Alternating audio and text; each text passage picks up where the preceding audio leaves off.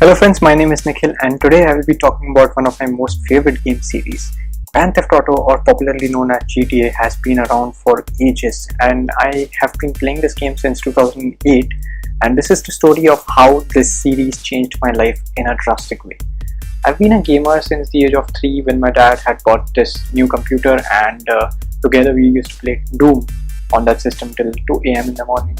Since that time I have played a lot of games that included Mario, Mortal Kombat, Virtua Cop, Road Rash, and almost all the classics that you can think of.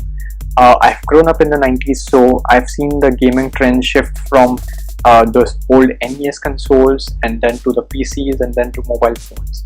I was pretty much enjoying the games that I was playing, but most of them were closed experiences and were not much of open world.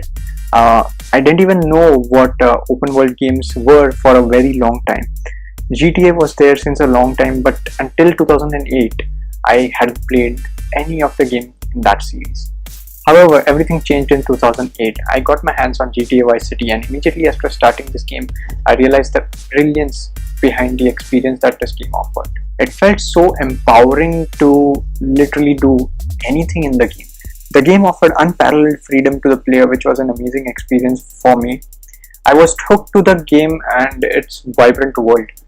The other interesting thing this game offered was its community. GTA Vice City had been out since the year 2002, so by this time it had grown up to have a very strong community. The game was successful in establishing a connection with the player, which ensured that anyone who played the game would recall it as one of the most memorable experiences of all time. It had everything.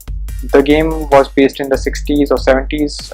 Cars had radio stations. You were not restricted by the strictly mission-based gameplay. It was simply mind-blowing. So as I was talking about the community, this brings me to the next point: mods. Modding this game was super easy. Anyone could download some free tools available on the internet from certain websites dedicated to this, and the user community actively contributed interesting models, scripts, and other interesting things that could change the entire game itself. I was instantly fascinated by the tools that offered an extra layer of freedom to the game. I could actually change certain things of the game according to my liking, and it was the best feeling ever. This is when I made my mind that when I grow up, I would join this company that made this game. So this made me research a bit about the company that made this game. I found out that the company name was Rockstar Games, and immediately I went through their website. I started looking up and got excited to join them as a game programmer. I was around 14 years old at that time and had absolutely no idea about how a game was developed, but whatever, I was excited nonetheless. The next year is something that changed my life for good. I was in my ninth grade in 2009, and we had gone on a school trip. I had clicked a lot of photos during the trip, and there was a friend of mine who wanted to have these photographs from me. So I invited him over at my place to give him all these photos in a pen drive. Yes, it was the age of slow internet speed, so instead of uploading it online, we used to meet up and transfer files to each other. Anyway, so when this friend of mine came over at my place, while the photos were transferring, we started talking about games.